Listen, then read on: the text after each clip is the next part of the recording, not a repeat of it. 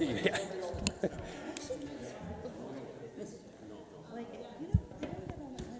I'd like to ask everyone to please take their seats.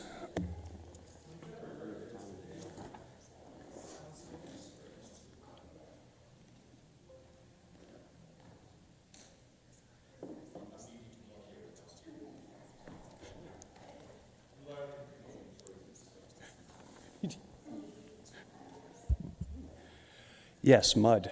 That's what you need to do. Okay. Good morning, everyone. Welcome to this meeting of Finance and Corporate Services on capital budget. I hope everyone had a great weekend. We have a fair amount of time allotted in the schedule today. I'm at the risk of jinxing it. I would be surprised if we had all the time, if we needed all the time that we had. So the first thing I would ask is actually if anyone would like to disclose any pecuniary interests with respect to today's capital budget. I am not seeing any, so with that I will begin with Mr. Lautenbach when you're ready.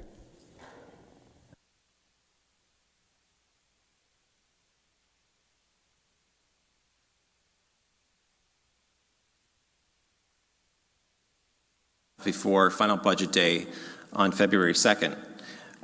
Today we're going to be covering the capital budget, if we can get this to move forward. But also reserve and reserve funds as part of the overview presentation.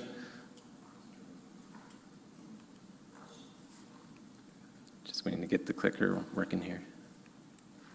There we go. And Mr. Hagee is going to deliver most of the content today in terms of the presentation, but I did want to touch on a couple of elements related to the capital budget itself, once we can get the slides working here.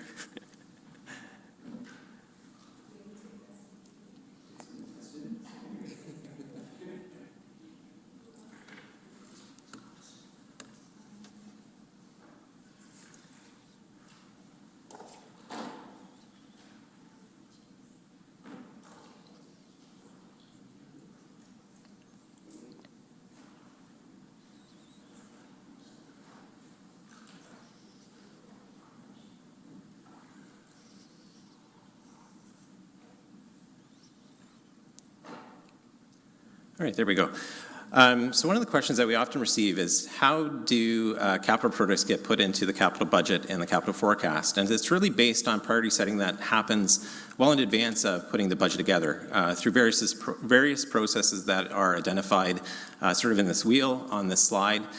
Things like when we develop the strategic plan that Council will consider this year, you'll see that priorities are then reflected in future year budgets as a result of decisions that Council makes through that planning process. Another example is as master plans and various strategies come forward for Council's consideration, and as you approve those strategies, they then get reflected in future budgets. A great example of that in this year's budget is the fact that we've put funding in place to move forward with the implementation of the urban forest strategy, addressing commitments that were made by Council in terms of our tree canopy through work that was done through the previous term of Council. And so that's one example. But the majority of the capital budget really does focus on asset replacement, rehabilitation, and the city is required to have a number of asset management plans in place to understand what assets we do have in core areas.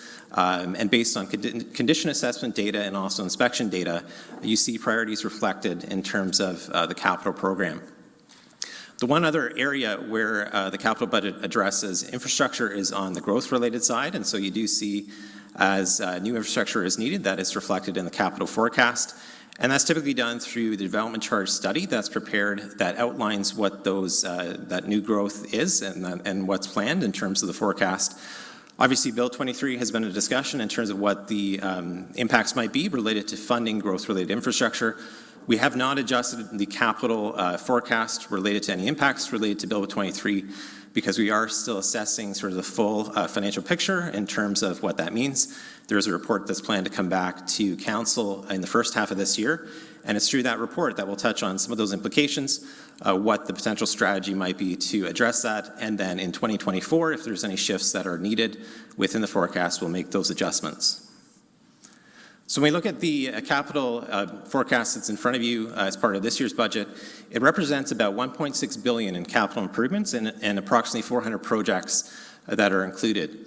As mentioned, the majority of the budget focuses on infrastructure renewal, and you'll see on the graph showing some of the major investments in different categories, such as full road reconstructions, roads, bridges, and sidewalks. We have water, wastewater, and stormwater infrastructure, which are significant components, but also facilities that are a major asset class within the budget itself. Now, one of the things that we have been facing, very similar on the operating budget side, is escalation in costs related to inflation and supply chain impacts in capital. We have not been able to fully address that within the 10-year capital forecast. We are seeing some projects where capital costs have increased by about 30%, and so that is fairly significant. And we are looking at ways to address that in future budgets, and something that we're going to have to put our minds to in future years. For this year, departments were asked to work within the funding envelope that they had and adjust budgets for projects and timing of projects where needed. And so that exercise was done as putting together the capital forecast for at least 2023. And so when we think about some of the shortfalls and the things that we do need to address, we do believe that it's best done outside of the budget process. And a great example of that is the Water Infrastructure Program, where we will be we are currently in the process of updating that, and the review is underway. And that information will come back to Council in early 2023, in the first half of 2023, for consideration to inform what funding might be required in future years to support our infrastructure needs. And that will take into consideration elements such as cost escalations, some of which are outlined in issue papers in the package for information as part of this year's budget. And so I think that's important to keep in mind as we go through the content today. So I'm now going to pass it over to Mr. Ryan Higgy, who's going to talk about some of the main funding sources that go into supporting the capital program.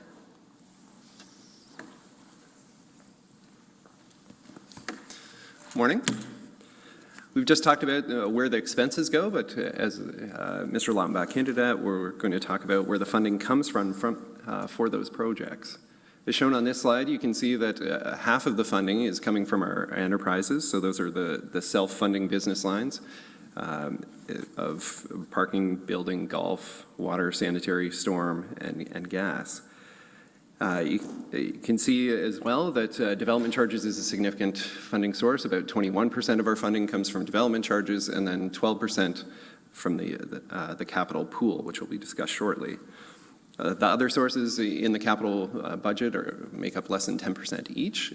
Each of them are defined here if you're looking for more information about what each of those are. When you compare the 10-year forecast from 2022 to 2023, you can see that there are some changes in some of the funding sources, the largest one being in development charges, or DCs. That's common when we do a DC update to see a bump in the DC charge line. As we rescope projects, you go through the process. Usually the funding envelopes for DCs, those of you that have been through it will be a bit more familiar with it. As those envelopes grow, it means that we can fund more things through development charges. So seeing a bump like that in this year is common since we just updated our DC bylaw in 2022. You can see as well that enterprises funding has increased significantly. That's largely around the WIP utilities, water, sanitary, and stormwater, and more specifically stormwater, in relation to projects required to be done as part of our DMAF grant, or Disaster Mitigation Adaptation Fund grant. The cost of those projects is going up by a lot more than just the rate of inflation, and so we need to fund our portion of those projects in order to get them done in the timeline laid out in the DMAF grant. I mentioned the tax-supported capital pool is one of the more significant funding sources. You can see the different funding sources here laid out. So capital out of current, that's an actual transfer that we take out of the tax-supported operating budget and use it to fund the capital budget. So a portion of the operating budget funds capital. We also issue debt, and we'll be talking about debt a little this morning, and that's a funding source for the capital pool. And then finally, we have transfers from the gas utility investment reserve and the hydro utility investment reserve. So some of the dividends and the funding that those utilities generate are used to fund capital projects on the tax-supported side. As we're looking at the capital budget, at this point, generally, there are not too many changes in the capital budget at this point in the process. But if there are, there will be impacts somewhere else. So it could affect another capital project. For instance, if we're trying to insert something, maybe there's a decrease in another project to fund that of a similar funding source. Other options would be to increase transfers from a reserve, to issue more debt, or to increase the tax rate in order to fund it directly from the tax-supported operating budget. I'll pause there, Mr. Chair, if there are any questions on any of the front-end content before we talk about debt. Any questions on this part of the presentation? I'm not seeing any. Mr. Haggie, please continue. Excellent. So next we'll talk about debt. And it's funding that we use, as I mentioned, to fund part of the capital program. It's similar to you if you were to have a mortgage or a credit line. You go out, you borrow, you have to pay interest on that. The city does that, but we issue debentures in order to do that. The terms of our debt, like the length of the issue and the interest rates, are not negotiable after the debt has been issued. So in a personal example, you may have a mortgage. You know, there's different choices about whether it's an open mortgage, a closed mortgage, fixed rates, variable rates. As far as the city is concerned, once the debt is issued, we can't change. We can't extend it. We can't change our interest rates and refinance. It's a closed fixed rate mortgage, essentially. And most of the debt that we issue would be for 10 years. And it's done by the region on our behalf, as we're not allowed to under the Municipal Act to issue for ourselves. The region does it on our behalf, and then we fund that debt, the debt costs to the region. Looking at this slide about debt levels and where they've been and where they're going, you can see that the debt levels at the city were at their peak in 2013, and it's been decreasing generally over the last decade or so and is continuing to decrease going out in the forecast. This is mainly due to the original EDIF debt, or Economic Development Investment Fund debt, coming off. That's the yellowish bars at the top. You can see that those are decreasing over time. And that debt is maturing, and then we're not reissuing it for that purpose. We're using that debt room to fund other things. Some of it goes to facility renewal, and another portion to the EDIF 2.0 debt costs. The one thing that's not reflected in this graph, kind of as we look into the forecast years, is DC debt. So if we need to issue debt for development charges, that's not reflected anywhere here in the graph. So we could see our debt levels rise kind of to the right-hand side of the graph if we were to issue debt for development charges, which is our next topic. Development charges have been discussed a little bit with our new council already, specifically because of Bill 23, which Mr. Lautenbach referred to already here this morning. Next few slides will talk about that, and essentially there are fees imposed on growth to pay for growth-related infrastructure.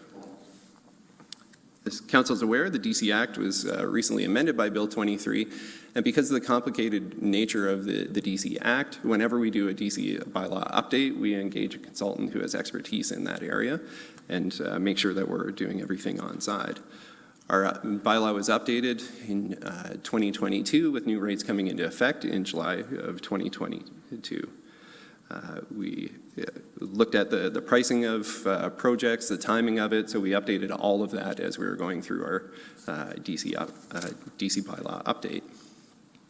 Looking at the DC reserve forecast, you can see that at the end of 22, we're expecting to have a positive balance, 23 a positive balance, and then some significant deficits starting in 2024 and beyond. And that's because there are some large projects contemplated in the DC bylaw.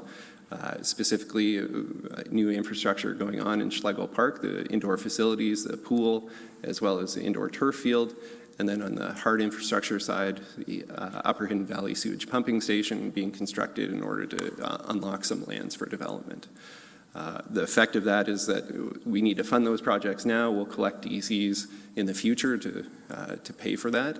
And we'll see, over time, we'll see that the reserve levels rise back up to zero or a positive balance. But there's a bit of a timing difference in when we need to spend the funds and when we'll receive the funds in order to pay that off. As is mentioned, the Bill 23 impacts are not reflected in this. If anything, the numbers could be worse than this because of our DC, or reductions in the DC revenues we pull in. But we want to have a more fulsome discussion about that, not during the budget process, but here in 2023 with council to decide what we're going to do regarding that. Again, I'll pause and see if there are any questions about debt or DCs. There aren't any. I have two quick ones. Just in the previous debt graph, there was, it looked like, I'm trying to recall, was there a driving factor for the enterprise debt growth, or was it more across all of our enterprises as the rationale in 2022 for that increase? So specifically that has to do with debt that was issued on behalf of the Rangers as part of the expansion that happened in 2012. We were paying that down, and then there was the potential that it could be paid off with a balloon payment by the Rangers, but they did have, when it was originally issued, they had an option to essentially issue for 5 more years the debt. And they took advantage of that because they didn't do as well as they would have normally because of COVID and not being able to actually have hockey ongoing for a few years. So that's the blip in 2022 related to enterprise debt. Very good. And yeah, coincidentally, my second question was going to be on the Rangers debt, so that's been covered. There are 2 people in the queue. Councillor Singh. Yeah, thank you. That was my question too, just seeing the kind of the sudden change in 2022. Ryan, just overall, I'm sure it was in the package, I haven't been able to find it. What's the overall debt that's being issued for 2023? One sec.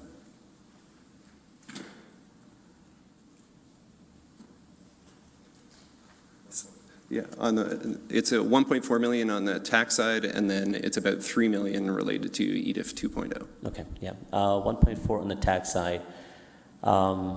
Is that going to be an opportunity later that we go into a little bit more detail of where that's being issued from, like what necessity, as well as even if there's a possibility of issuing that debt internally through a reserve? Is that is this the appropriate time to discuss that, or should we just leave that for later? So we have a debt policy that essentially says we would not borrow internally if it's more than 5 years. As far as, I'm not sure what the rest of the question is, or what you have in mind. Well, just for the need and necessity of that debt issuance for what particular items, so it's just having a little bit more clarity. And the other is just so, further to your answer to my question, the policy doesn't allow us to issue debt if it's for more than 5 years. But does the policy preclude if it's considered a short-term debt issuance while we get through a high inflationary, high interest period in time, and then debt could be issued at a later time and then paid back to the reserve within that 5-year period? So the policy, I believe, is essentially if it can be completely paid back within 5 years, that we would look to reserves to do that as opposed to issuing debt. And then as far as the 1.4 million, what specific projects it would be used for, that will be part of the final budget day resolution. I don't have the specific projects in front of me. Okay, I'll try to get a little bit more clarity on my part and through staff, but then perhaps request an issue paper as seeing how there could be a potential of us doing that. So I don't want to delay the presentation. So I'll just appoint later. I'll bring it up again. Okay. Okay. Thank you. Councillor Ioannidis. Thank you, Chair Davey, and thanks, Ryan, for your presentation. Just out of curiosity, last year or 2 years ago, when we issued our debt for, what was the interest rates that we were getting a few years back? So through the chair, I forget the exact number. I want to say it was 1.5-ish, or I think even slightly less than that. And today, I think it's around 4%. Right, for a 10-year term. So it was like around 1.5%? Yes. And today it's around 4%? Yes. Yeah. It's too bad out of hindsight. We should have borrowed $100 million at 1.5. And, but anyways, yeah. That's why I kind of brought it up, because sometimes issuing debt is not always a bad thing. And not that because it's just sometimes you got to think forward and think differently out of the box when you're looking at debt as not just something that you have to pay back. But anyways, yeah, that was my question, because with the DCs being changed, if we had this $100 million per se, we could have weathered this storm. Anyways, but whatever, it's different now.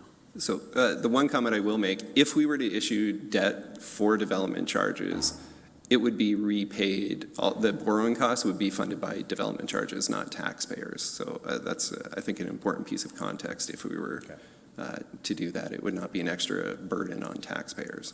Okay, thanks, Ryan.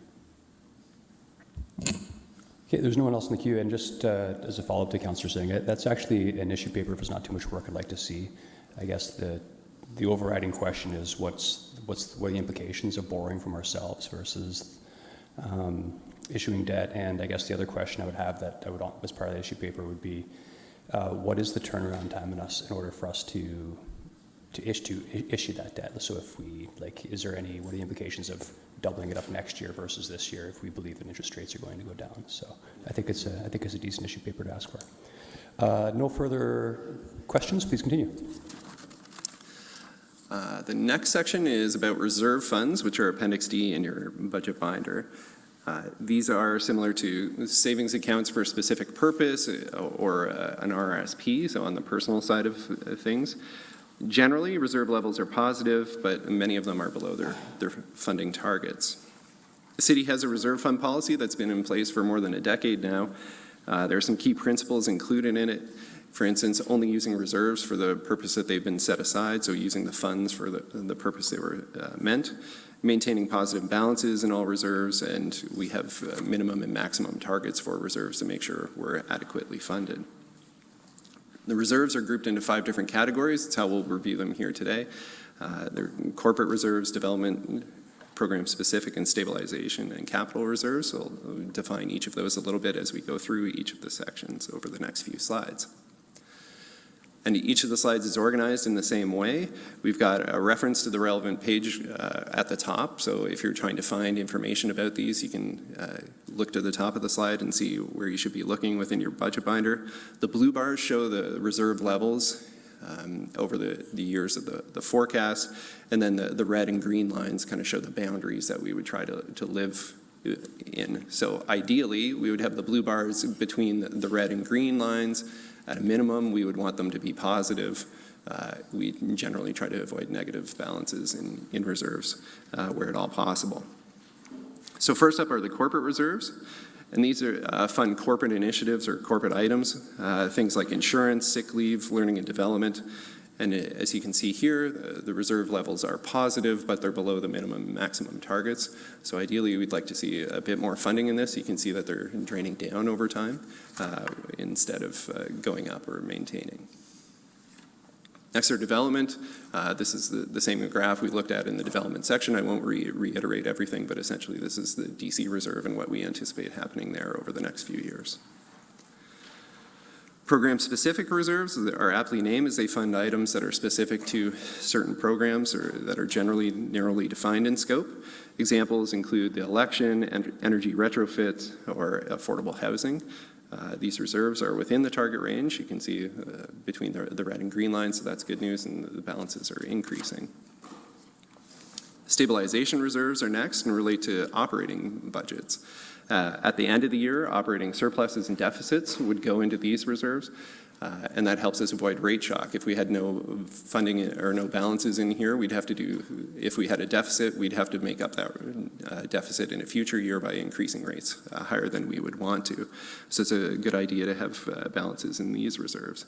You can see right now that we're within the min-max range, but that's being drawn down over time. If you recall back in operating, we were looking at the enterprise projections, and we could see that a lot of them had negative balances, so they were drawing on their stabilization reserves and drawing down over time. As has been mentioned already this morning, we're looking to address that through a WIP update is one of the things that we'll look at. And during the operating presentation, we said we'd also look at the dividend policies for gas and golf and parking, which pay dividends to the tax-supported budget, and rationalize those amounts. So as we go through those processes in 2023, we should be able to at least in part address these depending on the choices that council makes. And finally are the capital reserves. And these are used to fund portions of the city's capital program.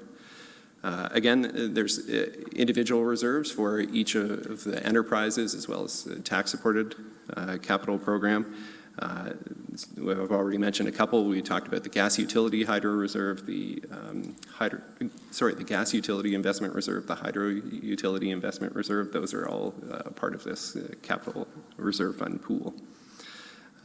These reserves are currently within their target range, but again are being drawn down in order to fund the capital program. So we're trying to avoid issues in the operating side by using our capital reserves, but essentially we don't have enough funding in those reserves to completely balance off the deficits that we're projecting, especially in the enterprise areas. I'll pause there, Mr. Chair. The next part gets into the capital program and the page flip, as we like to call it. So if there are any questions on reserves. Yeah, a couple. First, Councillor Chapman. Yeah, thank you. My question has to do with the program-specific reserves.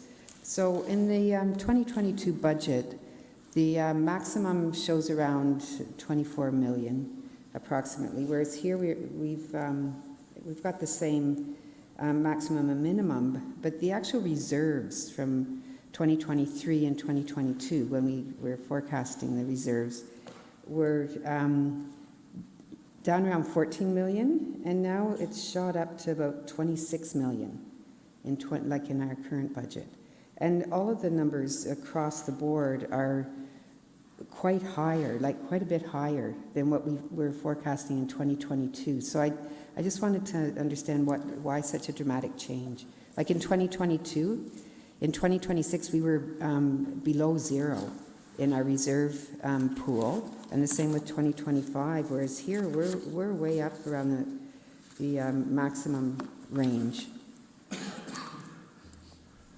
So, through the chair, I don't think I can answer that question right now. I can respond back through email or what have you to do a comparison of what we had last year versus this year. I don't really want to speculate on the fly as to what the difference is. Right.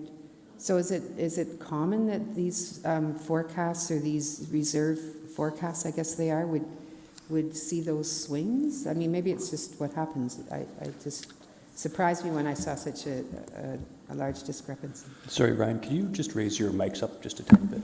Sure. Thank you. So, through the chair, generally there's more comparability from year to year. Some of the ones specifically in here could swing things. So for instance, the Economic Development Investment Fund, that's a large reserve, and depending on the specific timing of things that are planned in there, that would be an area where I could see a big swing. Potentially in some of the others, but again, I'd really need to go back and look. Mr. Lautenbach has something to add? So through the chair, we don't have last year's information to compare it to, but certainly we can get that. I would point out that obviously the Economic Development Reserve and the Economic Development Reserve 2.0 is included in that, and so we do believe that will obviously ramp up over time. So that's largely the result of seeing that forecast increase. The Affordable Housing Reserve was one that we just added last year, and so that also increased and wasn't contemplated, I believe, in what was provided in terms of the forecast at that point.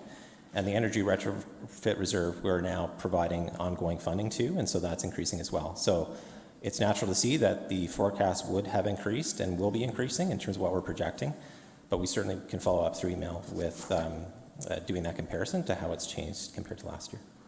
Okay, the other one is the corporate reserves. I noticed the minimum and the maximum have both changed from, again, 2022.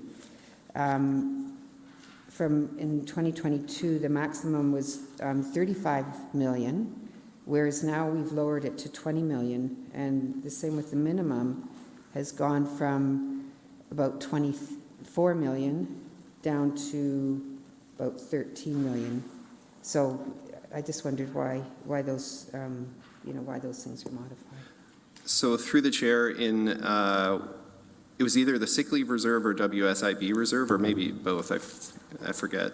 One of them, we had carried over the minimum and maximum incorrectly, and now we adjusted it. We caught it as part of last year's finalization of our reserve file, and have adjusted it so that it's more correct. Okay, thank you. I might have further questions later. Thank you, Councillor Singh.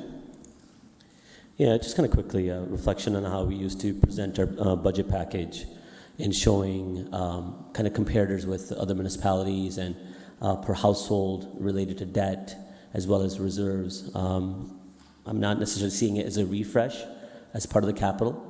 More of a comment. I think it's always helpful. Again, for the returning councillors, it's a bit more of understood information, but especially for the newer councillors, I think it gives a wider picture of comparator with ourselves, with our peer municipalities, and seeing exactly what our financial standing is as a comparison, overall strength. The other question, as a reminder for myself as well, looking at the stabilization reserve fund. This is not the tax stabilization reserve fund, or is it one of the same? That's one of the ones here. This is all stabilization reserve funds. Oh, I see. Okay. So, speaking about specifically the tax stabilization reserve fund, do we know how much is in that one, or? So at the end of this year, we anticipate 7.5 million, and then it essentially kind of treads water depending on, we don't plan or budget for a surplus or deficit. It's just at the end of the year, whatever happens. What goes into it. Yes. Yeah. Now, the reason why I bring it is there was a time where we were negative in that reserve fund as well, or we had depleted quite a bit. There were times, and that's why I'm saying, seeing an overall picture out of their 5 or 10 year past reflection gives us a bit of an idea of how we've done, of building up that reserve, the surpluses and, prudent budgeting that allows us to continue to build that reserve fund back up again, and now it's upwards to 6 million, which is really good to hear. Like I said, I recall it being next to nothing many years ago. Actually, not even many, I think 5-6 years ago. So, thank you. Yeah, there are a few things that concern me more than a negative stabilization reserve. Councillor Clancy. I just wonder if you can elaborate more on the impact of Bill 23, and how this affected your budget process. Sure. So Bill 23 came out so late in our budget process that we have not really adjusted much for it. There were the previous report that estimated around $40 million would be the impact. I think it was 40 million over 10 years. But we're still waiting for a lot of better information on that from the province. For instance, what the regulations are. They've made comments about making municipalities whole. We just don't know what that means and don't have a whole lot of context for it.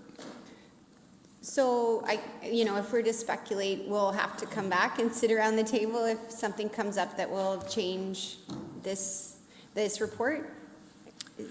So there is a report coming back in the first half of 2023 regarding Bill 23. Generally, essentially, if DC collections go down, it means the discussion we're going to have is, are we looking at issuing more DC debt to keep the program going? Are we talking about deferring capital projects that are supposed to be funded by DCs? Or do we look to other funding sources like the tax base to fund that? We're not planning to have that discussion through the 2023 budget, as we don't have enough information, but we're looking to bring that back and have that conversation with council in 2023 to affect 2024's budget. And sorry, Mr. Haggie, one of those options was looking at whether we spend as much in the capital forecast.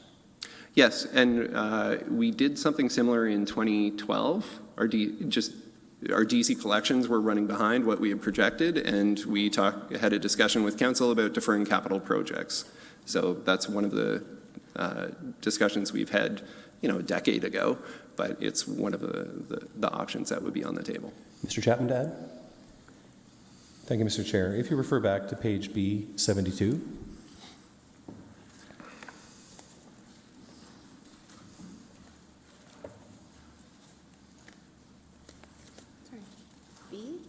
B72, so it's on the screen right now. You can see in the 2023 column that we're projecting development charge revenue of $333 million over a 10-year period. Our current estimate is that that will be reduced by $40 million. So you can see while it's a significant impact, it's not catastrophic. It will require adjustments, and inflation on construction costs is a double whammy. The greater concern by far is reduced cash in lieu parkland contributions. Our projection on that is a shortfall of $200 to $340 million over a 20-year period. How much, sorry? $200 to $340 million over a 20-year period. And so while it will take work and there will be impact to adjust for the impact of development charges, I would say this is not catastrophic. The impact of the parkland fee reductions will be catastrophic on the parkland program. I think the mayor has additional context, perhaps. Yeah, just very briefly, I think council is aware that the minister did indicate that municipalities would remain whole in terms of growth-related development. What we don't know is what is included in growth-related development. I can tell you that last week, Minister Bethlenfalvy had a budget consultation, and one of the things I spoke to in that was ensuring that the commitment of the minister with respect to that be included in the budget as part of our submission. Yeah, very good. And we're going to have to get into this discussion again, Yeah, more thank you. fulsome for sure. But I mean, and again, I have no idea which way it's going to go, because we'll hear certain things from the minister, and at the same time, one of the most recent comments from the premier was, we will somehow be made whole by the additional assessment growth of new properties, which isn't how the system works at all. So it's a big question mark at this time, which is why I don't think it's reasonable to deal with it. Thank you. Yeah. Councillor Chapman? Yeah, I presume this is a capital funding potential source, and that is the community benefits charges. I know, we haven't yet adopted them. Is there any update on that? Because that might help to adjust for some of the DC charges that we lose. And is this something that we're thinking about in this budget period, or Yeah, so through the chair, we are planning to bring back CBC, a discussion about CBC in the first half of 2023 to council to talk about what that could look like if we want to proceed or not. So it would not be in place for 2023. It could be in place for 2024's budget. And would those monies be available for capital projects or Yes, operating? yeah, they are to be used. But again, it's only for certain types of development. I believe it's 3 or 4 stories or more, and it has to have at least 10 residential units. So it's limited in when they would apply. But yes, they could definitely be used to fund shortfalls in development charges.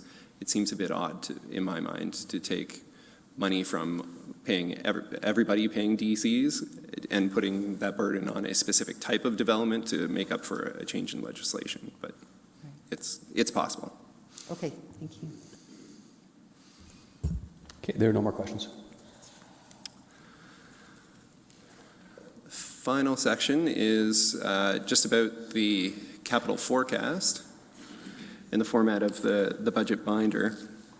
So specifically within tab B of your budget binder, the following slides just provide some information about how to read it and provide some clarity. For instance, there are some symbols you'll see throughout the capital forecast, and they're defined here as to what they mean. So a check mark means that it's a new project that's been added into this year's capital forecast. You may also see a T or a TS. That means it's a triple funded or a full road reconstruction project. The ones with TS mean that it's a sidewalk infill, so a project that currently does not have sidewalk, at least on one side of the street, that we're planning to put in sidewalks. Those are indicated in the capital budget. We also have quality of estimates, so in some cases you'll see a B, or C, and those are provided to give some idea as to how certain we are about the costing of those projects. Generally, A means that we have better information about what the project cost will be. C means that it's not as far along, and B is kind of in between. So we have contingencies built in.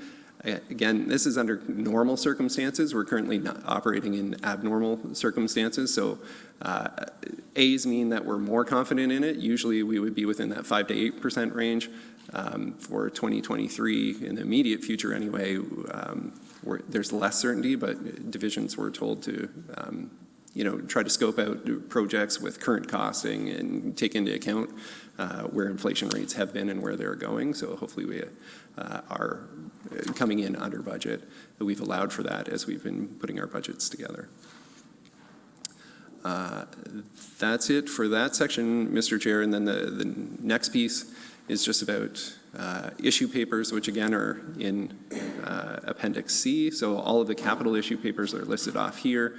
If there are questions about those, now would be the appropriate time. And then we can turn to the looking through the capital forecast after that. Okay, so now we're going to be taking questions looking at Appendix C1. Oh, pardon me, that's actually, sorry, it's on the slide here. Actually, C37 is the end of the issue papers, are the 4 capital items. So if you have any questions on issue paper capital 1, please cue in now. I'll give you a moment to flip. Yeah, issue papers beginning on page C37 is the question now.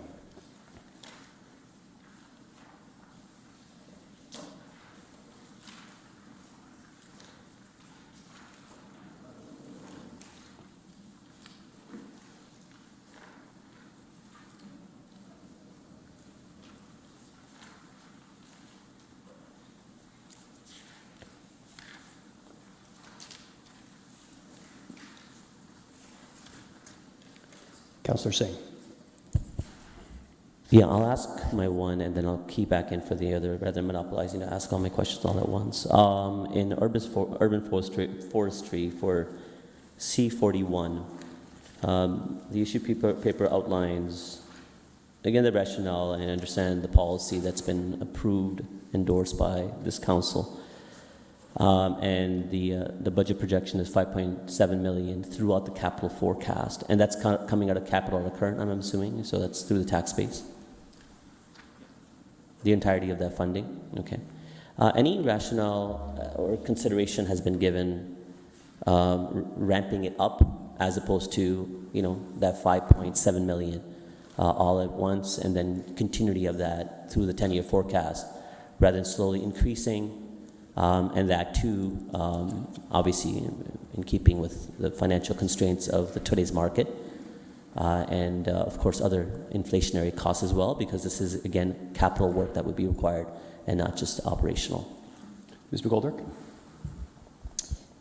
So through the chair, in terms of, there was some initial ramping up to spread the initial impact over a few years at the beginning of the capital forecast. However, to really achieve the urban forest canopy target, those initial investments are critical in terms of the tree planting program and seeing the trees grow within the timeframes as outlined through the council-approved target. And so it is really important to have that upfront tree planting support to realize and achieve the benefits of the increased canopy. But my question is, it doesn't limit us to increase at a later time as well, right? If we choose to go with a lesser target for funding, our overall objective over a 30-year period is the same, but funding could be less now with the realization that we will have to ramp up or increase at a later time, depending on, again, our financial capacity. So through the chair, staff evaluated the investments required to achieve the canopy target that council had approved. In fact, council had further directed staff to report back in 2025 and on 5 yearly intervals afterwards to look at whether the canopy target could be increased to beyond the initial target set, and that was the 33% by ward by 2050, and then an overall canopy target of 38%. Those are really aggressive targets, and so staff identified the funding required to meet the base targets that council had approved, not the enhanced targets that council had indicated a request for additional information by 2025. Not to push the matter further, just as a reminder more for myself, when we decided on that 33% target per ward, did we have the budget expectation at that time as part of that analysis? We're seeing it now, but at that time when council was saying, yes, let's go 33%, did we know in full clarity that this is what's going to cost us to get to that 33%? Through the chair, no, that financial information was not available at that time. This might be going outside of the budget discussion, Mr. Chair, and I know you will correct me if I am, but because that's not too long ago, right? That was just last year. Does it limit us to have that type of financial analysis when we're bringing policy change? Because I think everything looks great on paper, but without realizing the overall impact financially to our community and the ability for our taxpayers to be able to, afford to pay for that, good work, it becomes a challenge when, yes, in principle you support it, but when the reality comes in and then you have kind of buyer's remorse a little bit. Is it a challenge for us to have like a level B, C, D estimate, whatever, when we have a policy like that coming that has a future financial impacts as well? So through the chair, when staff bring forward recommendations, if that information is available at that time, certainly would share it. I do know that there was a significant body of work over this past year to do that analysis around what those actual costs were, but through the chair, the point is well taken. Okay, thank you. I appreciate that. Mr. Chair, it's one quick clarity. Because you guys have done this analysis to see exactly how we achieve that 33% target, and this is what the funding requirement would be hard if there was an issue paper requesting $1 million reduction for the time being over the 10-year forecast, what that impact would be on that target. So through the chair, I can provide feedback by end of budget day today in terms of whether that's feasible. I would just want to check with our manager of forestry. Thank you.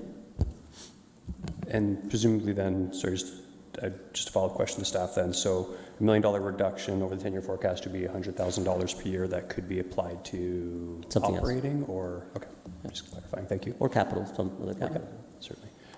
Mayor Verbenovich. Thanks. Just very much, just one quick question, and it may impact what Councillor Singh just asked about. How is the work that we're doing here lining up with the commitment from the federal government and the funding that's available? I think they were talking about, I forget, I think it was 1 million trees or some number that was committed to in the last budget and program around that. Ms. McGolder? So through the chair, staff are closely monitoring the intakes associated with the federal government's commitment. There was a recent funding grant opportunity. However, the city was not eligible for that. We've also been looking at partners that could leverage that funding. And to the mayor's point, we see that as an opportunity to look at how we can enhance the tree canopy target to achieve the ambitious additional request from council in terms of the enhanced tree canopy target. So that's the strategy that's been utilized in terms of the federal government grants. Okay, we should probably have an offline on that so that we can figure out how to work that into our advocacy strategy with the federal government. Thanks. Thank you. Councillor Clancy? I just, I know it looks like a cost, but I know if you look into the data, investments in adaptation and cooling actually save us. So my caution is that while it might look like we save money by not spending that $1 million, a tree really does its good work after time, and it's actually it's better than most efforts to cool. It has many aspects to a tree that are actually have a benefit for well-being and actually a benefit for extreme heat, I just have to say, is our biggest risk to well-being. So, I worry about pulling money away from anything that would move us towards that cooling effect. But Just, Yes, certainly. Actually, just if I could just ask one question before I go back to you, sir. If I could, I presume that the canopy targets and this investment is being captured in our commitment to greenhouse gas reduction as well. Is that the case?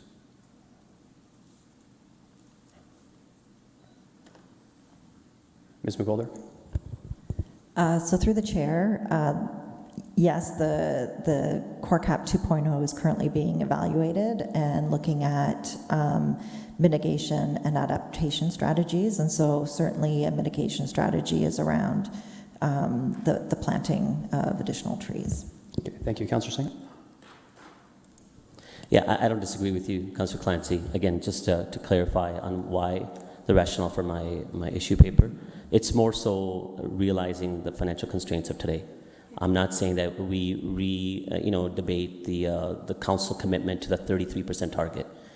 We could have that reduction now with a future intent, realizing that we have to meet that 33% target at later ramp-up funding at a later stage. And that's why it's a matter of discussion or consideration. I think it may be important to have as a group right now. It may not be with something supported, but I think it's important to have that discussion. Okay, thank you. And sorry, and just to clarify, staff's going to return with the comment on that today, is the hope? Okay. Okay. Ms. McGolder? Just in terms of Councillor Singh's question regarding whether it's feasible to do that analysis in advance of final budget day, that's the clarification I'll provide today. Okay, thank you. There's no one else in the queue. Again, you can ask questions. It was originally in Capital 1. If you want to ask questions on any of the 4 capital items before us here, you could queue in now.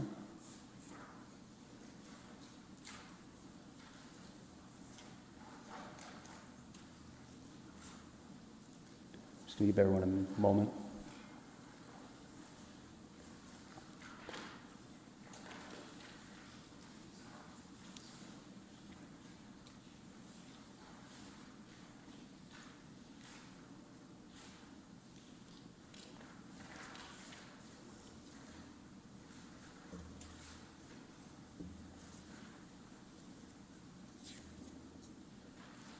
Councillor Chapman? Thank you. On Appendix B13, where we have the Indigenous Reconciliation Plan and the RISE project, I was just wondering why they end in 2024.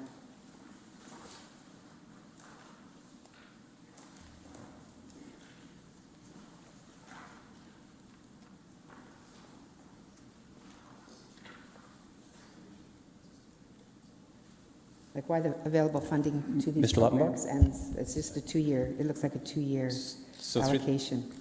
So through the chair, my understanding we're still dealing with the 4 issue papers. Oh, sorry.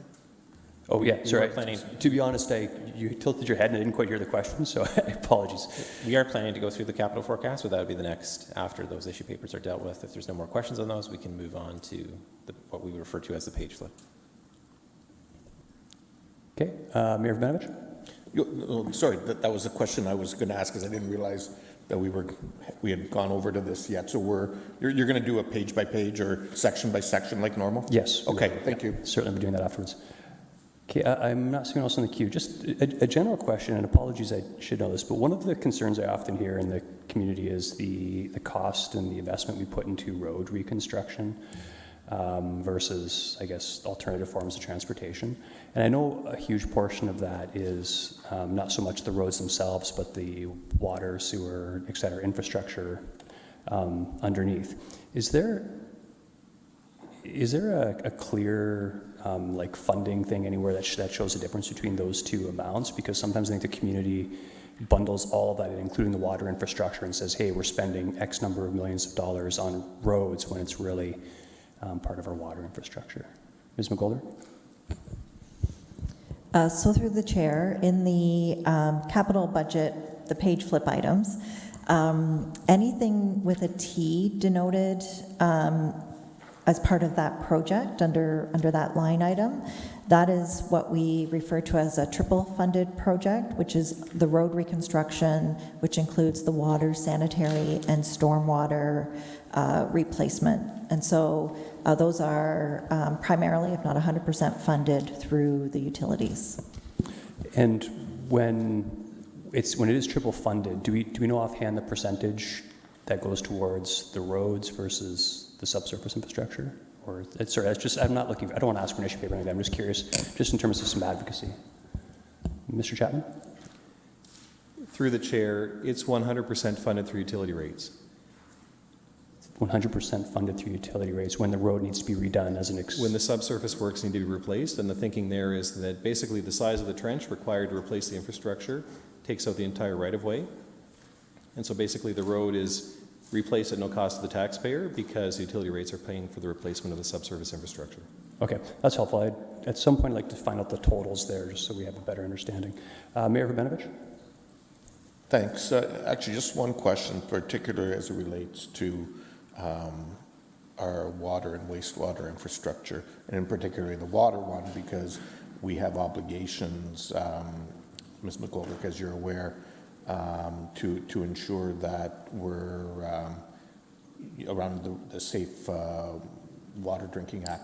And just want to make sure that in terms of the capital budget that's in front of us, and any of the changing that's happened, there has been sort of nothing that is creating problems or challenges in terms of meeting our obligations under that act, and also making sure that in the coordination with regional projects, we're not putting anything off that would become problematic or more costly later on.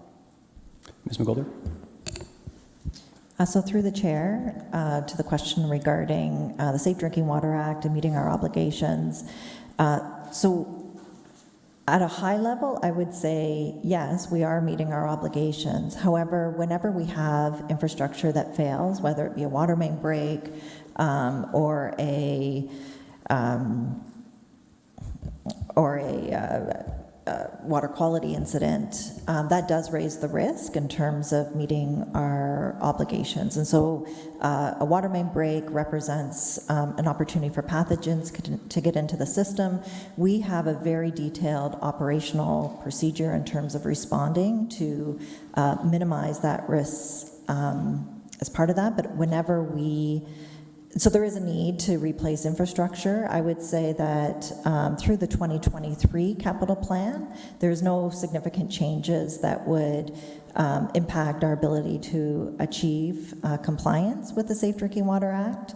And then a fulsome plan will be brought forward as part of the Water Infrastructure Program in 2023, and we'll discuss risks associated with the investment options for Council's decision. Okay, but maybe in light of that response, I probably want to get some further clarity there, because it may not have come across for media that's listening as clear as it should. What you're talking about is normal operational challenges that happen in any municipality around pipes breaking. And so our plan right now is meeting our obligations around that, number one. And number two, if and when a water main break happens, we do have standard operating procedures that deal with that, correct?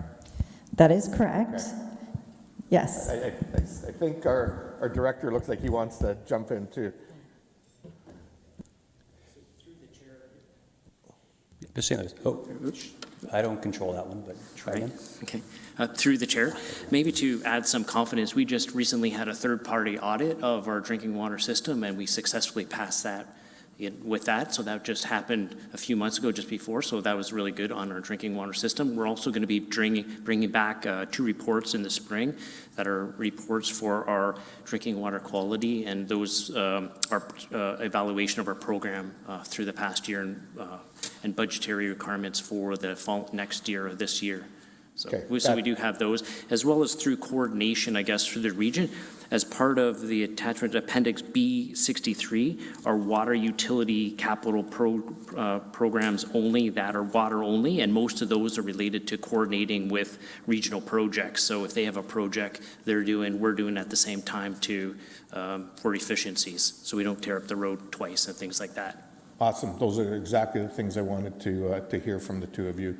I think that's important, just so that the record shows we're doing what we need to do and ensuring that continues to be a priority.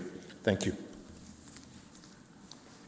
Thank you. There is no one else in the queue. We're doing quite well time-wise, guys. So let's actually take a break and reconvene at, we'll do, I guess, 8 minutes, reconvene at 11:10, okay?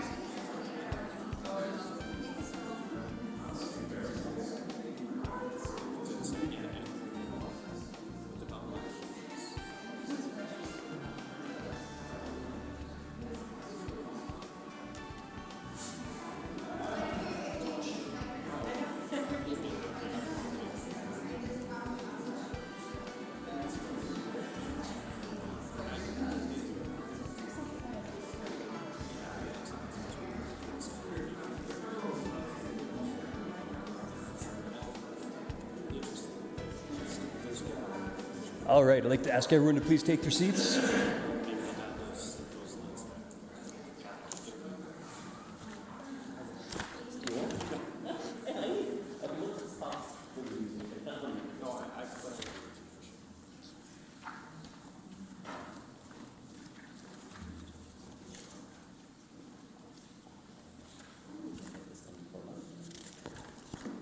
We are doing well. All right, everyone, let's continue. Mr. Hagge, did you want to direct us? Just to say, so the capital forecast is in Appendix B. In the slide deck, we've got it broken up by essentially department. So you'll see up at the top, the first section is page B2 to B5. There are no significant changes. If there are, you'll see them as they come up on screen. So just to keep things orderly, we can just go by those sections. So I'd suggest we start with this, and then if there are no questions or we move on, I'll bring up the next slide and just keep progressing through so people know kind of what section of the binder we're looking at. Okay, just for your comfort, and I think we can hear you a little better, I'm going to just turn your mic on over there so you can help with the page flip here.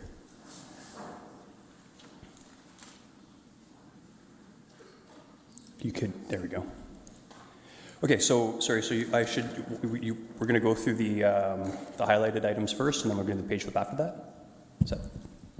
I would say we just go through those pages, and for instance, there's nothing of significance that has changed in pages B2 to B5, but you'll see on B6 and 7, which is financial services, there's a few things highlighted. I would just say we just deal with those sections all at once. The things that are highlighted may draw more attention, but we don't need to talk about any of them specifically.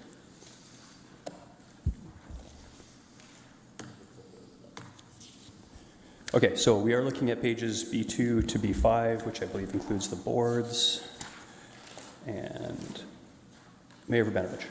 I think it just may be helpful, and I know the library was here for operating budget, but if staff can just go over the additional library space in 2029. I know it's farther out, but just comment on that. Sure. So through the chair, so that's on page B4. It's about $10 million out in 2029. That was identified through the development charge study, potential for additional library space. It's not in any specific area. It's essentially conceptual right now. If it was not included in the DC study, we would not be collecting for it yet. So location, size, all that TBD a number of years from now. Okay, great. Thank you. Very good. Councillor Owaduni. Thank you very much. Still on KPL, I noticed customer needs survey is about 60,000 and it's done every 5 years. I just want to get a better understanding of what goes into this customer needs survey. So through the chair, we can get more details specifically from KPL on it, but it is essentially a check-in with library patrons every 5 years to understand the needs for service, the things that are being used, what people like, what they don't, that sort of thing. But if council wants more detail, we can follow up with them and send that back out to council. Oh, sorry, queued out there. No more questions? Good, okay. Mr. Chapman, you want to add? Thank you, Mr. Chair. I do want to thank Councillor O'Dooney for sending some questions in advance of the meeting. This is one where I had sent it to KPL. I've not heard back from them, and so the question's already with them, and when we get the response, we'll share it with all of council. Thank you. Very good. Councillor Deneau. Thank you, Chair Davey. The Southwest Community Library greenhouse, is that a new construction or is that a retrofit or just a kind of an update of it? Through the chair, that's new construction for their new site. So a few lines above, you'll see Community Library / South End. It's at that facility that is being built, and they have a greenhouse that they're adding in as part of that new construction. Excuse me, do any of the other little libraries in the city, do they have greenhouses? I'm just curious. I'm not aware that any do. I know when KPL was here, they were talking about beehives and that sort of thing, which I've witnessed myself, but I'm not sure that anybody has a greenhouse. Okay. And then on B6, Clevis upgraded in Genesis and asset management plan compliance. I am completely lost to what those are. So that's the next section, if you hold that question. Oh, we're not on B6 now? We're Actually, stopped. you know what, if you want to stay queued in, there are no further questions on Okay. this, so you can go ahead and. Sorry. No, actually timing works out well. Mr. Lautenbach? So through the chair, Clevis is a mobile solution that the gas utility uses as well as building for collecting information out in the field, as well as scheduling. So what's proposed in the budget is an upgrade related to that software that's needed, and so that's what's reflected in terms of the new request within the budget. And the asset management plan compliance? So under Ontario Regulation 58817, we're required within a 2-year time frame to have asset management plans, not only for our core assets, but for all of our assets. And so that's something that we are planning to use a consultant to develop those plans, given the short timeline. And so that's why it's reflected over those 2 years in terms of the budget request. Okay, thank you. Okay, any other questions on pages B6 and B7?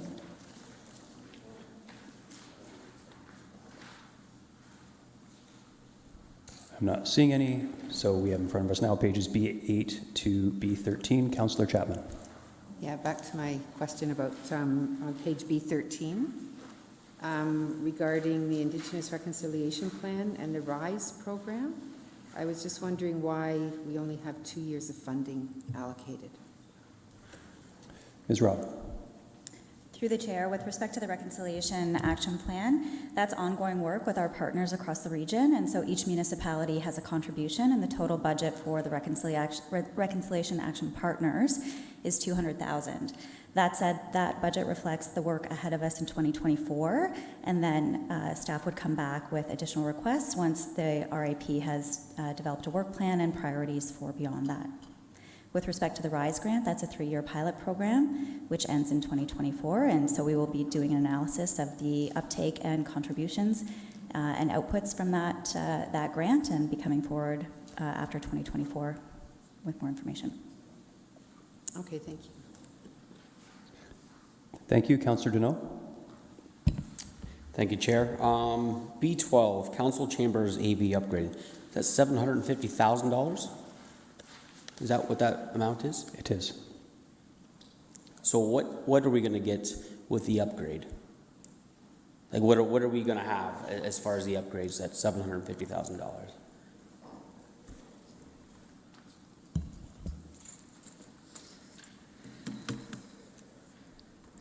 So through the chair, the $750,000 that's allocated in the budget is currently basically to hire a consultant. Many municipalities through the last couple of years have upgraded their infrastructure and use consultants to determine the best technology components, technically the microphones, the screens, any of the audio and voting equipment. So that would be to retain those services and then also to completely revamp the infrastructure. It is 25 years old, has not been upgraded much through that time. It really wasn't designed for hybrid meetings. So you may recall we've had Zoom participants come. The audio is quite limited in terms of our ability to increase or decrease. And similarly, our council members' microphones are limited. So it would involve the microphones, but also the projector and the technology components. How much is a consultant? Like of that $750,000, how much would a consultant be? So we did do some benchmarking in terms of what other municipalities have spent, and it is estimated about $500,000 of that is just the technology component. And so particularly given our infrastructure, our current vendor has highlighted that the actual structure of the chamber is quite challenging in terms of the concrete and the cabling that's needed. So we're looking at those increased costs for the millwork that may be required, leaving approximately $100,000 to $200,000 for the consultant. Okay, thank you. That's all the questions I have. Thank you. Thank you. There are 5 people in the queue. Councillor Singh. Yeah, I think Councillor Deneau brought up one of my major concerns, just seeing the $750,000 price tag. I hear the rationale, the age of this building, and the necessity for, I guess, an upgrade. Is that necessity more so related to the hybrid meetings, though? Again, outside of course, older screens here, there hasn't been a significant limiting factors for us to conduct our meetings. The natural course of what happens in these chambers. I'm guessing the major push or issue of the need for this upgrades are primarily for us to have better improved experience of the online meetings, correct? Through the chair, that is correct. And so through the pandemic, some of the presence of council members participating in Zoom meetings has increased, as well as the desire to transparently display votes, which again are visible here in chambers. But if you are joining remotely, we do share screen, but we have received feedback that the projector screen is quite fuzzy. And so we will be looking at that enhancement as well as the interaction. There are other abilities in terms of requesting to speak within the Zoom platform. But much of the upgrades do relate to the hybrid meetings. Our current infrastructure as well in the chambers, even for in-person meetings, is quite limited. We are running on the clerk station computers Windows 7, so that does provide some limitations in terms of being able to improve the technology, because our current DIS, our current infrastructure technology, it is not compatible with newer versions of Microsoft. Yeah, no, Ms. Fusco, I'm not necessarily challenging. There's some aspects of improvements that are required. My more concern related to this item was, I know we are going through a pilot project of hybrid meetings and hybrid, delegations as well, but we haven't committed to that yet, right? So it just feels like we're committing to a budget well before the policies even been endorsed. So of that 750, what I was trying to get is what's required irrespective of hybrid meetings, and what of that 750 is more related to that only? So through the chair, it's tough to estimate roughly what the infrastructure would be needed just in terms of in-person meetings. It would certainly be a fraction of the cost, but there are still improvements that are needed for in-person meetings. We receive feedback that the delegates at the lectern aren't often able to hear members of council, and certainly, we've tried to improve the technology within the clerk stations as well, but it would be a fraction of the cost compared to the additional enhancements for hybrid meetings. Okay, so with that answer, can we divide that? So as part of this budget, until that policy's been endorsed, I don't feel comfortable already approving a budget for it ahead of time, presuming that there's going to be support for it. At the very least, I do agree with the age of this building. There is hard infrastructure, just the audio in this room that needs to be improved upon, irrespective if it's in person or online. So if that can be segregated. Thank you. Yeah, so actually, stay tuned for a second before I go to Mr. Chapman. So I would presume a couple of things. First off is we're notionally allocating a budget amount, so I would presume there would be an opportunity for council at a future date when this comes through to be able to pick and choose what we would like to see as part of this allocation. Anything that isn't spent obviously would return to the reserve. So I guess the real question is, to your point, do you know if there is a significant portion of that $750,000 that's going exclusively towards hybrid meetings? Because that's a decision I suppose we could make in advance, although I would prefer it to be a more fulsome discussion. Through the chair, so we have had the vendor on site. Much of the upgrades that we've spoken about are limitations with the hybrid meetings, but certainly we can endeavor to connect with the vendor to see. I'd mentioned the technology system, the voting system, those are all in-person components. So we can endeavor to return with the cost, but I don't have that breakdown currently. And Mr. Chapman, Dad? Through the chair, certainly we can bring an issue paper back in response to the questions. I would offer two things. One, the equipment is at end of life, and so regardless of the scenario, it does need to be replaced. It's showing its age. The other thing I've learned, though, is that doing things in a piecemeal way is not in our interest. Look at the chamber right now. We have a fitness trainer timer that has a laptop to stream it to the live stream. We have cameras that have been jury-rigged into the chamber. We have old technology at the clerk's table. This supports our web streaming in addition to hybrid meetings, and so what I've learned is that even for web streaming, our camera setup is not conducive to delivering a good experience for people just watching online. If we upgrade cameras, we should upgrade for both.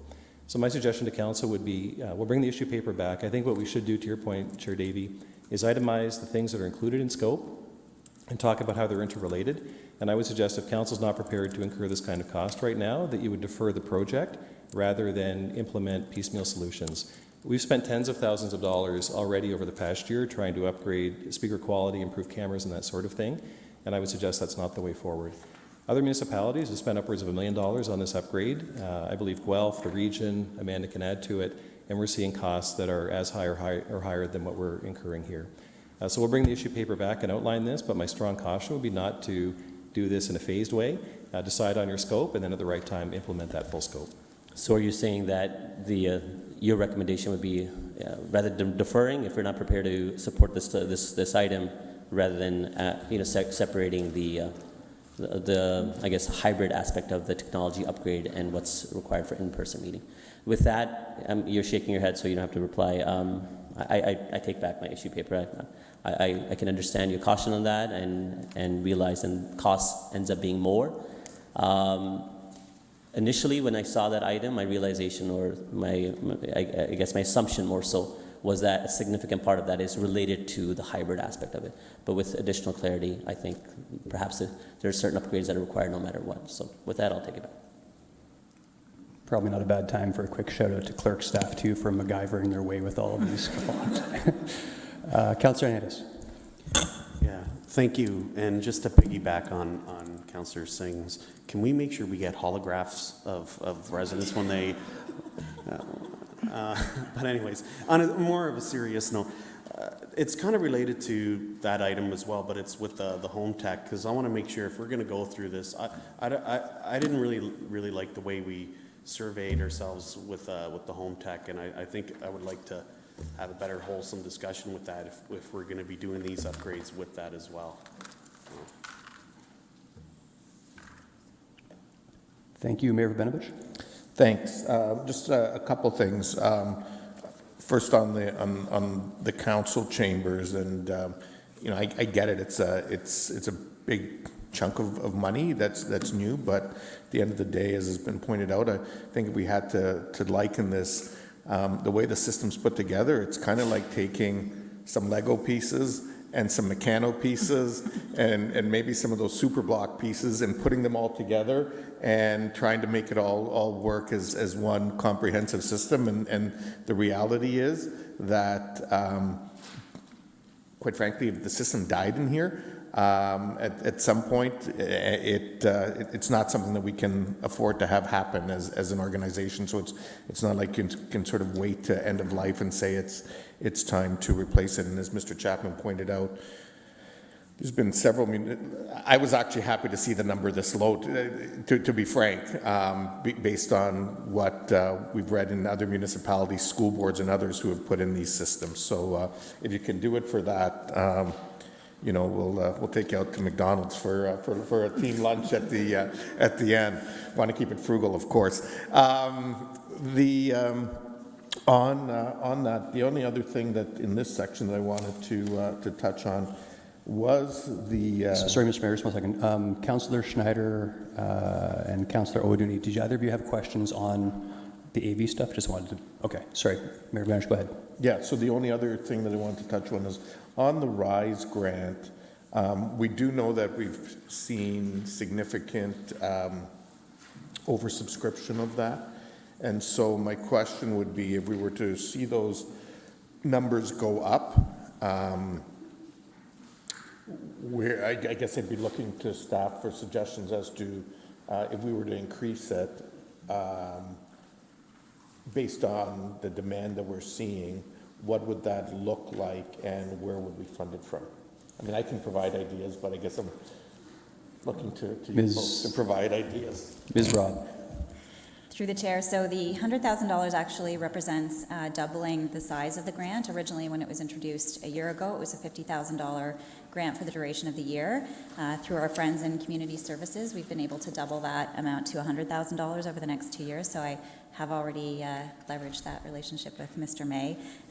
So that said, what we do see is a significant uptake and increase, and I'd like to recognize the staff in part for that. They've offered some interesting workshops to encourage Black, Indigenous, and racialized organizations in terms of how to apply successfully for grants. So we've seen About $150,000 in requests for the initial $50,000 allocation, and then similar amounts the second time through, and it was increased to $100,000. So we did award that $100,000 this year.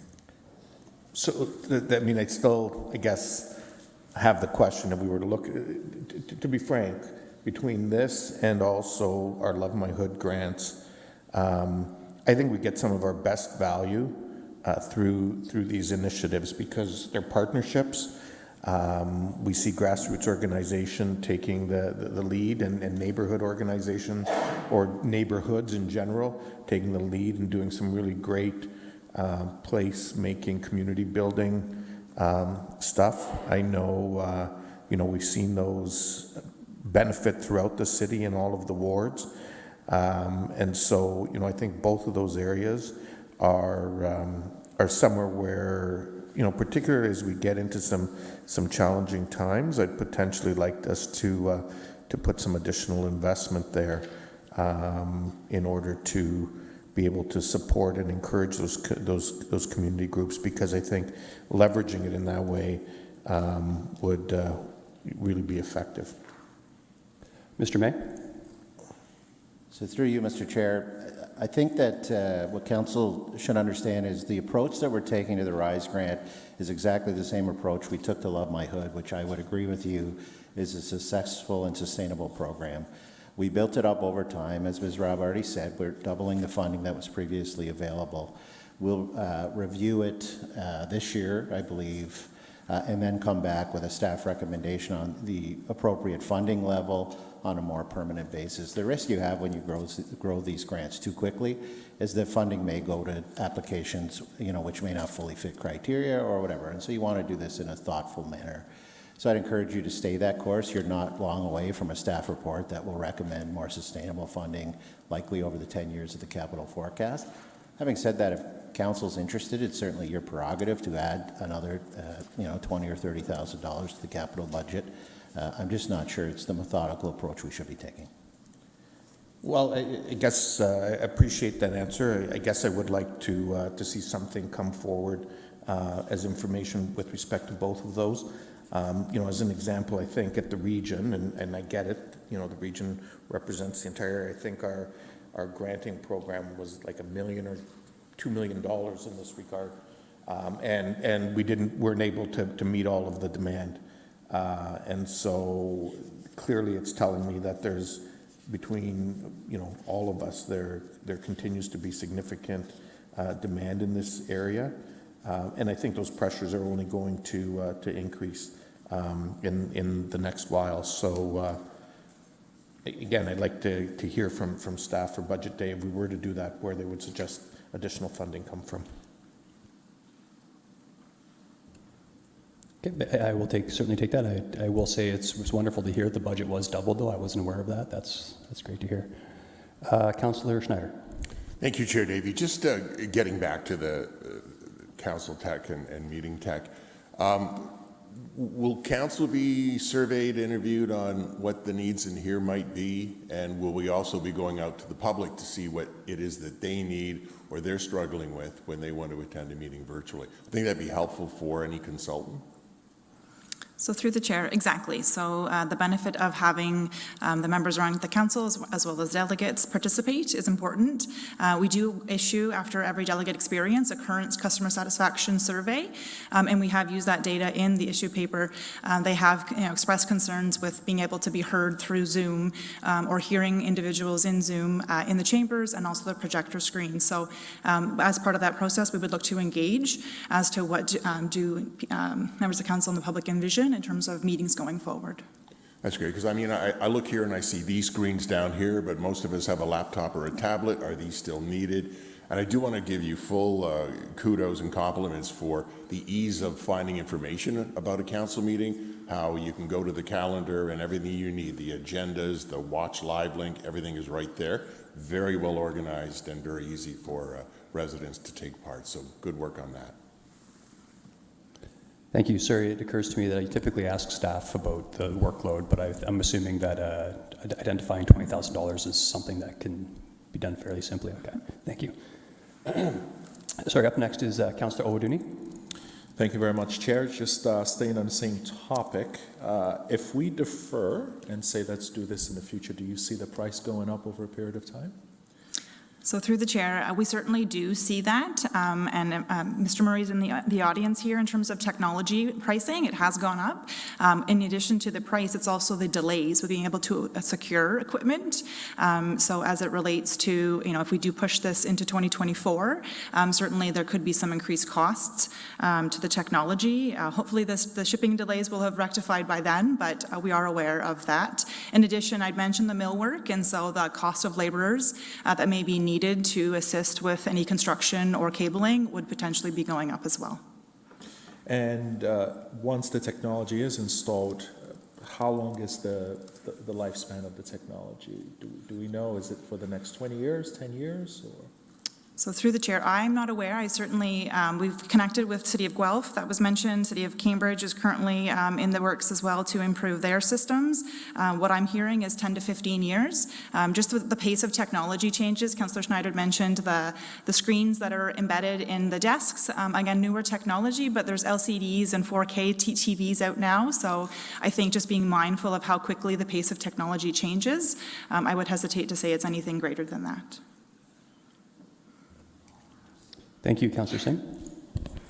Yeah, thank you, Mr. Chair, and through you, just a quick comment. Whenever someone provides a better argument, I'm the first one to agree that perhaps my approach, didn't take everything into consideration. So thank you for that extra clarification through Mr. Chapman. And I got to say, I don't have one favorite department, but if there's one department that does, the most with the least, that's through our legislative services. So I have full confidence that what's outlined in here is an absolute requirement of what's needed to make sure that our meetings do run efficiently and effectively. With that being said as well, Councillor Ioannidis raised a point about the home tech budget from the Mayor and Council office. Now, I wouldn't bring this up. Obviously, we're dealing with financial constraints throughout, but this is the usually looked at the onset of each term of council.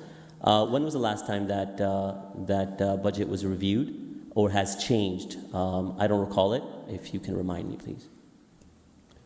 Ms. Robb? Through the chair, to my knowledge, that budget just increases through inflationary increases every year. It hasn't been changed substantially, and I looked to the CAO before my time, but I've been in this role at least 5 years, so. Right, so during low points of inflation, where inflation was 1.5% or sometimes less, so it didn't effectively change much then? Correct. Okay. Can I have a sheet paper of outlining staff's recommendation, if that's the appropriate amount, to make sure that as we are doing more hybrid meetings from home, if that's the approach that we're going, and going to utilize the extra infrastructure in this chambers, that we have the appropriate assets, technology assets, to make sure that we are properly utilizing. Thank you. Thank you. No further questions for you, Ms. Fusco, but I do have a question for Mr. Murray, if I could, with respect to the RepNet fiber. I'm happy to actually just see the addition of more Wi-Fi, and I'm assuming because it's community center computer terminal sites as well. I'm just curious if this line item in the budget, the project, does that include the total amount that we pay, like in terms of the service as well? And I would ask how long that contract is, and if it's going up by a reasonable amount every year. Yes, so the numbers that are in there for the additional sites that we have include all of the network management, as well as the fiber fees that we pay to the provider, which is Rogers. And at the current, our existing contract, I believe, was renewed last year for another 5 years. And we've typically done a cost of living increase with each one of those renewals. So it's been driven to that, and we're fairly confident that the rates that we have in our budget will persist through the next 5 to 10 years. Sorry, it was just signed last year, and okay, great. I don't remember the. Is that something that comes to us, or is that handled on the staff level? It came to council prior to the for the approval to enter the agreement, but the amount was within the range that was expected, so there was no additional budget request at that point. This is really due to additional sites that have been brought online, and a lot of those are we've added a lot of arenas and things over the years for the public Wi-Fi as well, so that fiber supports the public Wi-Fi, which has driven a lot of those sites. Okay, excellent. And I'm comfortable asking the question now because you just signed the contract, so hopefully everyone will forget. But to what degree are we tied to that provider? If they were to come in and want to double rates in 4 years, is there any reasonable alternative? That would put us in a very difficult position, but it's been a very good relationship with all the vendors involved in RepNet. It's been a great success story, and we continue to get rates that we would not be able to get from any other commercial provider. So hopefully that continues. If that was to happen, we'd have to look at it. All the other municipal partners in the area, so all the cities, a lot of the educational institutions and the school boards are all part of this, as well as some other public sector. So we'd all be in the same problem if that was to occur. Okay, thank you. I realize that question was probably a bit outside of budget, but I think it was, something I've been somewhat worried about, but thank you for that. Mayor Verbenovich. Thanks. Just to have some clarity to my point that I was making earlier on the RISE and the Love My Hood grants, what I'm looking to come back from staff are options between the two of them that would see a $50K and $100K increase, and how that would be funded from their perspective from capital. I certainly have some suggestions where that could be funded. Mr. May. Through you, Mr. Chair, just to clarify, when you said between the two of them, are you saying that those options would cover RISE and Love My Hood? Sorry, yes, so there would be, so one option being a $50K option split between the two, and the other being a $100K option split between the two. Okay, thanks for the clarity. And Ms. Rob to add? Thanks. Through the chair, I just wanted to clarify on the RAP funding portion. That's determined through the working group. Each municipality's contribution is calculated based on population. So the $50,000. So the $50,000 that we would be contributing is based on the total $200,000 for the Reconciliation Action partnership. So if we were to increase it to 100, like you want us to. No, I'm not talking about that. Oh. I'm talking about the RISE fund. Oh, the grant RISE program 50 or and 100. the Okay. Love My Hood neighborhood Sorry, grant. thanks for the clarification. Yeah, thanks. Okay, thank you. No more questions in this section. So B14 to B26.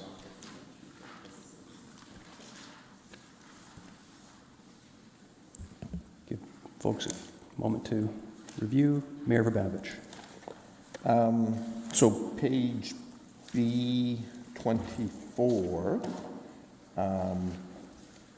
I can't tell you how excited this makes me, and probably makes many of our older adults excited, to see the Rockaway Center redevelopment funding in here.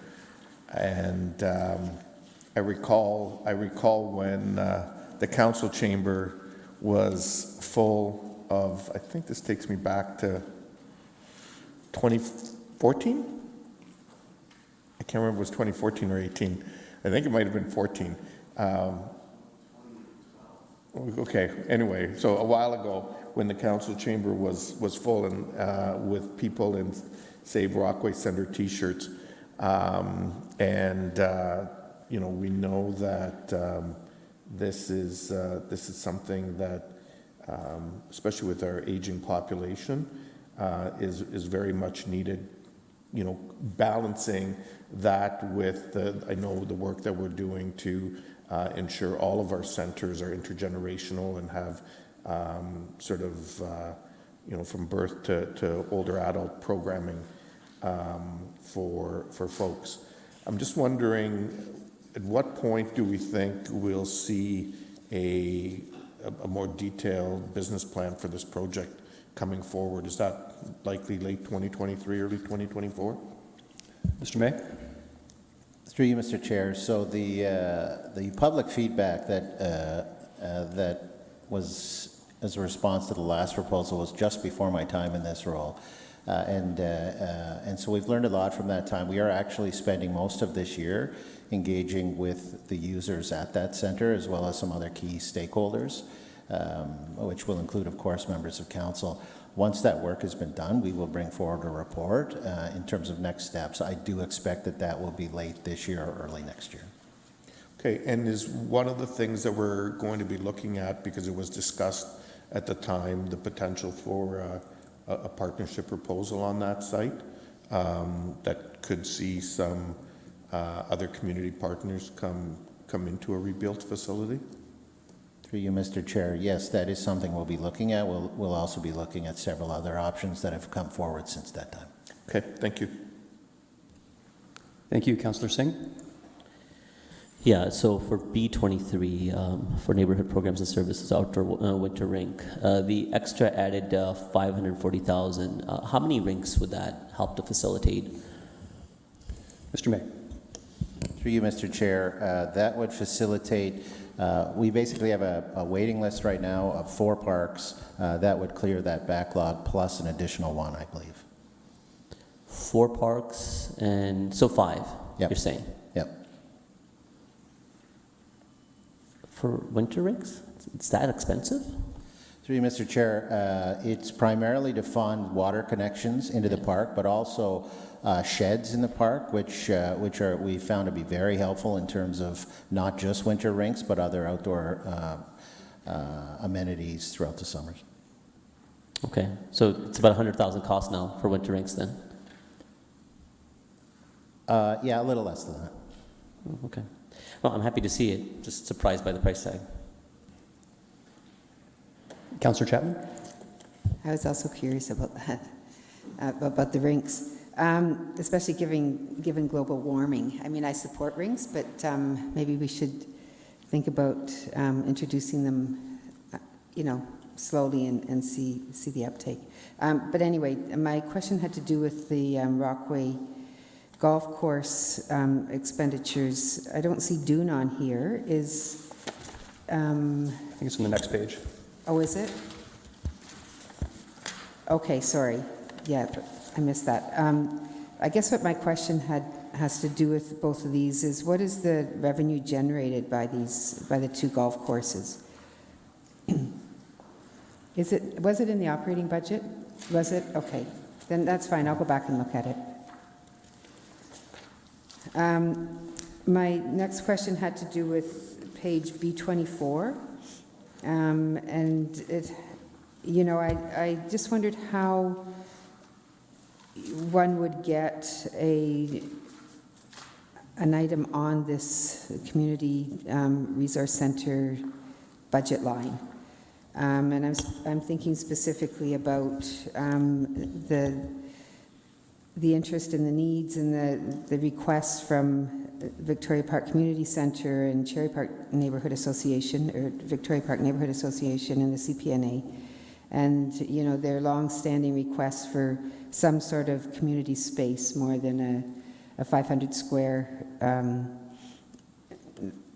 meter room, but something a bit more than that, but not necessarily a full-out community centre. So how would that happen?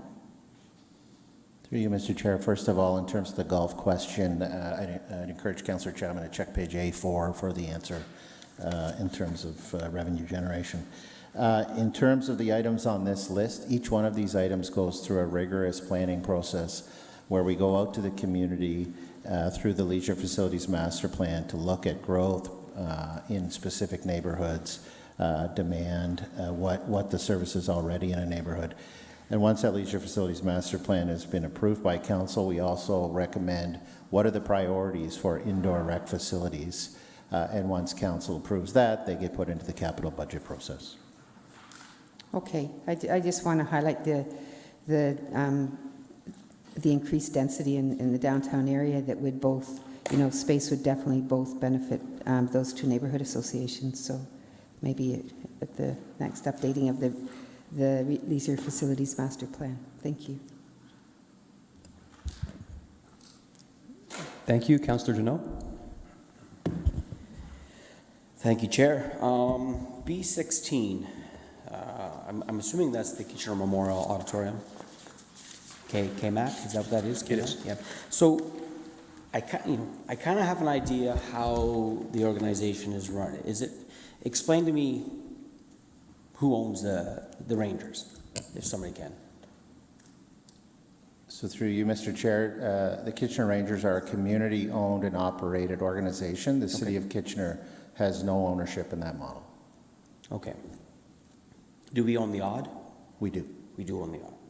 Now, I'm just looking at some of the investments that are proposed here.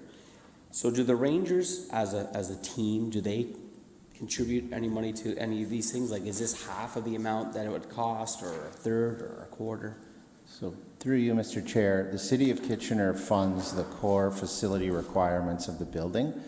More than just about any other city in Ontario, we have benefited from the partnership with the Kitchener Rangers, where they have contributed funds that, frankly, other hockey clubs do not contribute to arenas. And so a big one that I can think of is the scoreboard, and certainly the expansion, which I believe happened in 2012, which they funded. Okay, so are these asks of the team, or? Through you, Mr. Chair, the city staff at the Odd and also at our community arenas have a very rigorous process for looking at maintenance of the building and some core functions that are required, that we are required to provide. What you have in front of you are the needs identified and the priorities identified through that process. So keep in mind that Kitchener Rangers are not the only tenants in that building, and so this is to maintain the operations of that building for all of our customers. Okay. So these are all needs then? Yes. Not wants, needs. Okay. Thank you. Thank you. Mayor Rabinovich? I'm just trying to remember what the issue was that I was going to. Oh, I remember. Building on Councillor Singh's point around the neighborhood rinks, because I think they are valuable and we do need to move them forward. But when I had to go to Croatia for a funeral over the holidays, I saw something there, and then have since seen the same thing in Brampton, where actually, in the Croatia example, it was plus 17, surprisingly, on New Year's Day. They had a warm wave like here, and there were people outside skating. And then in Brampton, I see that they've now gone to several neighborhood rinks that are temporary but artificial in nature in terms of ice being made. And so I wonder if that's actually something that we need to look at as a possibility, particularly in light of global warming, for something to consider in the future. And I'm not looking for this to be an answer for budget day, but I think it gets into this broader conversation around more rinks and how best to support them in light of the environment that we're living in these days. Thank you. Councillor O'Dooney? Thank you very much. Chair, we're going to B26, the fire stations. Are we looking to build 4 more fire stations? What is the number that we're aiming for? Through you, Mr. Chair, the previous council approved the construction of a new fire station number 8 somewhere in the downtown. Staff are currently in the process of identifying that property, and will come to council at some point over the next few months to move the project forward. Okay, so this funding is for one That's correct. fire station. Got it. Councillor Singh?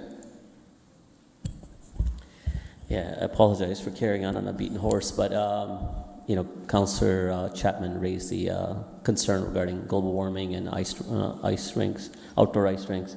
Just as a clarity, I'm assuming that these bunkers and water infrastructure can be multi-use. It's not a matter of just ice rinks, but there could be usage towards gardens, community gardens, correct? Yeah, so through you, Mr. Chair, maybe since 3 councillors have raised the issue, I'll just provide a staff response. The issue of climate change is something that will definitely affect our outdoor rinks. Now, to be clear, as late as last year, we had a fantastic outdoor skating season, and so there is some variability we expect in the short term.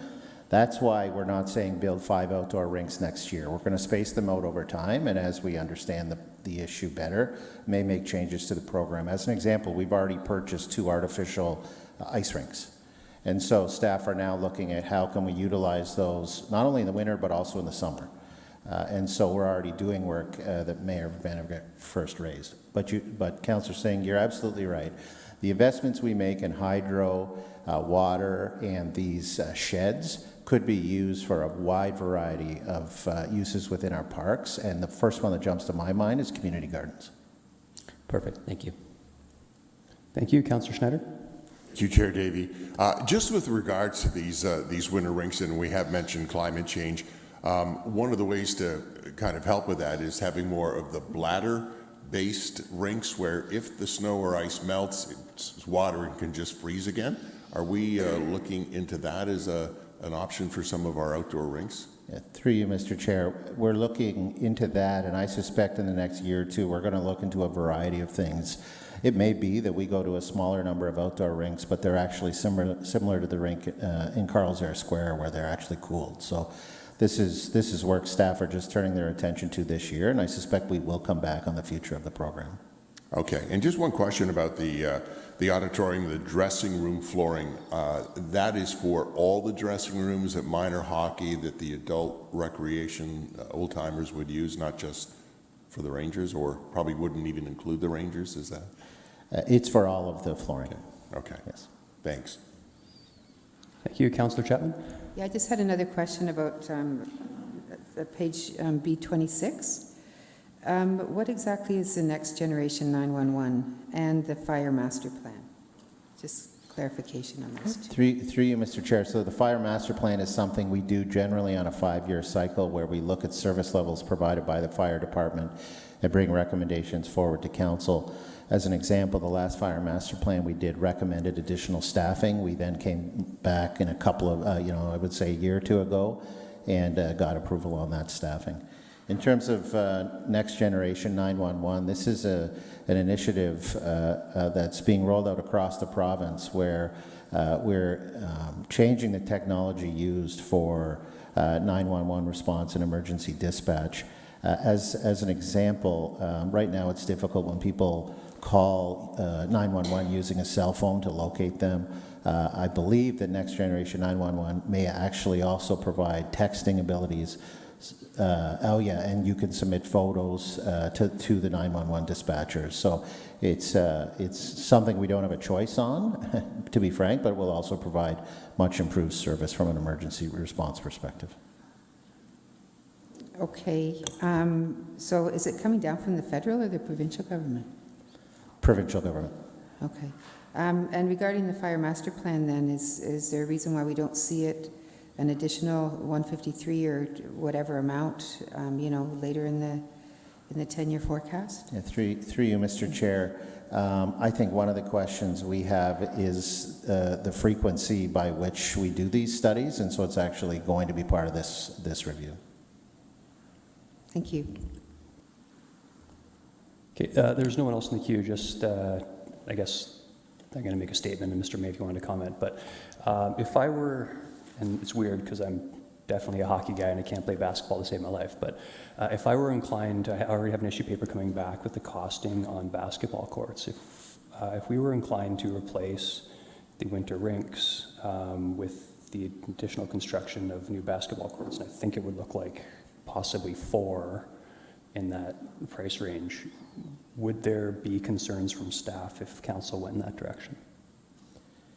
So through you, Mr. Chair, my understanding is you've already requested that issue paper.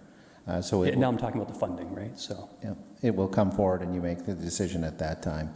What I would say is that especially the 2 parks next year, but this is a wait list where we have a demonstrated community need, dedicated volunteers to prepare to do the work. I will simply say that through COVID, outdoor rinks were the thing that kept many in the community active and together. And so I don't think that as a city we want to do one or the other. I think we need to find a way to do both. Thank you for that. There are no further questions. We are going to break for lunch, actually, because my understanding is we need to eat it while it is hot. So I would encourage everyone to get back there as quickly as we can, and thinking 12:45 reconvene. Does that work for everyone? 12:45, yes? Okay, see everyone then.